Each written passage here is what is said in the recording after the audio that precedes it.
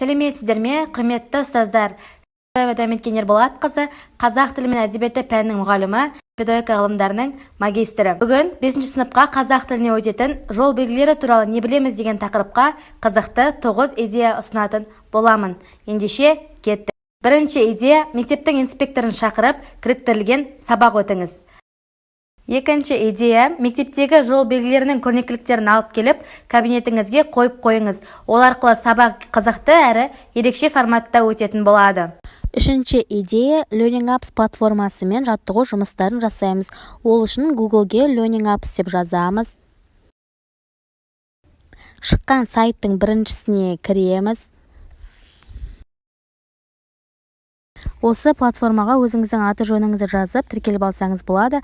Мен де тіркелгенмін. Осы жерде новый упражнение деген жерден сызбаны таңдап, жаттығу жұмыстарын жасай берсеңіз болады.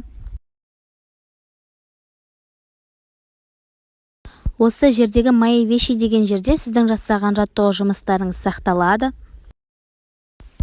Осы жерде все упражнения дейтінге басамыз. Сол кезде барлық пәннің атаулары шығады. Осы жерден қазақ тілі таңдау үшін другие языки басамыз. Және соның ішінен казахский языкты басамыз. Осы жерде қазақ тіліне қатысты барлық тапсырмалар шығады. Соны өзіңіз таңдап алсаңыз да болады. Немесе соған ұқсаттырып өзіңіз жаңа жаттығу жасаңыз болады. Осы жерден мысалға келтіретін болсақ, өзіміздің тақырыпқа қатысты жол белгілері деген тапсырманы алайық. Бұл жердегі тапсырма жаяу жүргіншілер мен көліктерге арналған жол белгілерін бөліп орналастыру керек. Яғни қайсы жаяу жүргіншілерге арналған белгі, қайсы көліктерге арналған белгі екенін орналастырып табамыз. Барлығын тауып болғаннан кейін мына жерде тұрған галочканы басамыз. Сосын бізге қайсы дұрыс, қайсы бұрыс екенін айтады. Оқушыларға осылай тапсырма берсеңіз қызық болады. Тағы да сын есімге байланысты мынадай тапсырма бар екен, кіріп көрейік. Бұл жерде ертегілі кейіпкерлері берілген, соларды қандай кейіпкер екенін бөліп орналастыруымыз керек. Мысалы, мына бала дені сау бала, ал мына бала ауырып жатқан бала. Қандай бала? Ауру бала. Ал мына үлкен кісі, яғни кәрі. Қандай? Кәрі. Мысық ақылды, түлкі қу, робот күшті.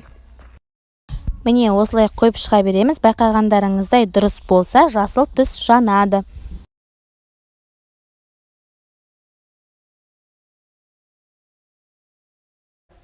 Балаларға әр тапсырма біткен сайын мына дыбысты қойып қойыңыз. Сол кезде балалар қызығып, көңілдене тапсырмаларды уақытында орындайтын болады. Келесі әдіс кубизм әдісі.